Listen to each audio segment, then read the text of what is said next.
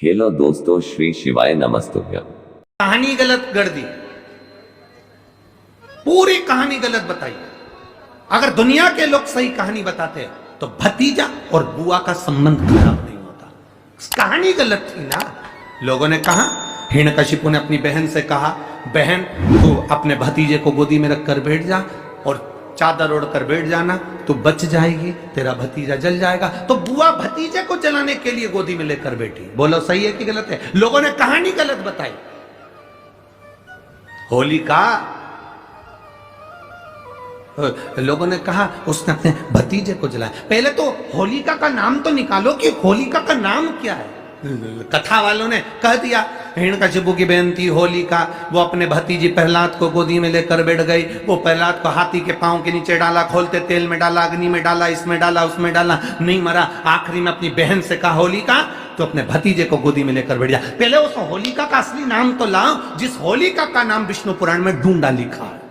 क्या नाम लिखा है? डूंडा। होलिका का असली नाम लिखा है विष्णु पुराण में डूंडा। इसलिए आज भी होली में लकड़ी नहीं जलाई जाती, मोटे मोटे डूंड जलाए जाते हैं, क्योंकि उसका नाम डूंडा है। और डूंडा बैठी अग्नि में, भतीजे को गोदी में लेकर बैठ गई। उसके पास में एक ब्रह्मा जी की चादर थी, जिसको ओढ़कर बैठ जाती थी तो आगी में जल नहीं सकती थी। डूंडा ने देखा चारों तरफ से आगी लग गई, मेरा भतीजा जल जाएगा। तो बुआ को लगा मेरा भतीजा जल जाएगा।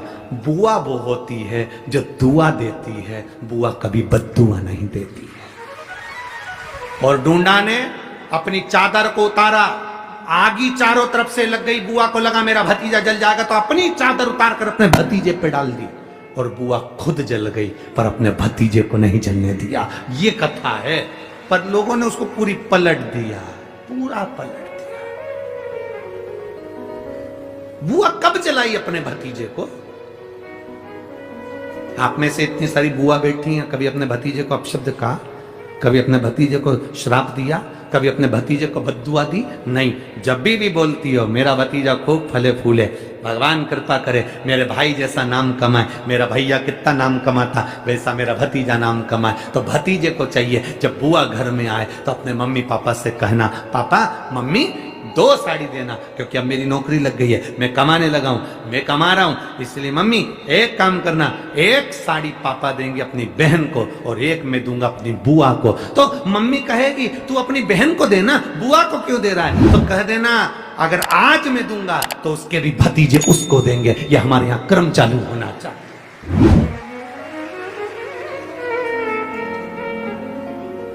पर करे क्या? 4 भाई 1 साड़ी, बहन को जब देते हैं पैक करके,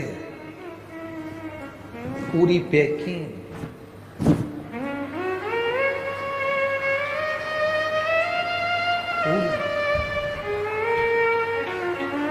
अच्छी बढ़िया वाली साड़ी। अगर ढीली ढीली दिखे तो उसमें कपड़ा भी फंसा दे, काका जोड़ और पैकिंग करके। और 4 भाई 1 साड़ी, चारों भाई राखी बनवाने के बाद ऐसे हाथ लगा के देते हैं जैसे पूरे पुणे की प्रॉपर्टी दे रहा है, पूरे पुणे की। किसी ने पूछा कि क्यों रे, चारों भाइयों ने मिलके 1 साड़ी दी। अभी हम एक ही तो घर में रहते हैं, सब एक हैं, तो एक काम करा करो, 1 थाली खाने की लगाओ, 1 भाई खाना खाए, बाकी के सब टच करके बैठ जाओ। एक ही जगह तो रह रहे हो, एक ही थाली में था। तुम्हारे टच करने से 4 भाई का 1 साड़ी में हिस्सा हो गया, तो तुम्हारा समोसा तुम खाओ, बाकी के 3 भाई टच करके बैठे, पेट नहीं भरा है। अपने को क्या करना, अपन तो अपनी साड़ी ओढ़ो दादा।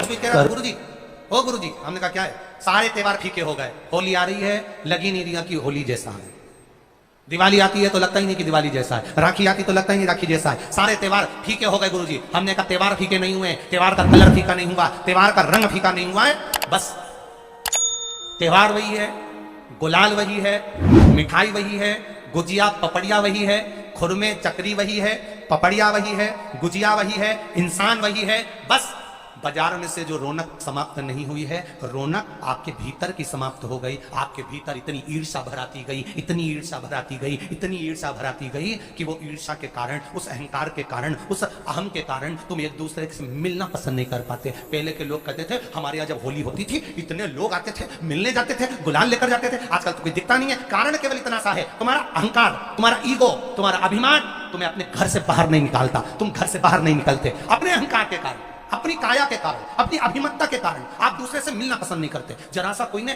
कलर लगाया तुम्हें क्रोध आ गया, जरा सा किसी ने गुलाल लगाया तुम्हें गुस्सा आ गया, जरा सा कोई आया भाभी जी भैया जी करके गुलाल लगा गया तुम न न न न न न न न कहां जाओ।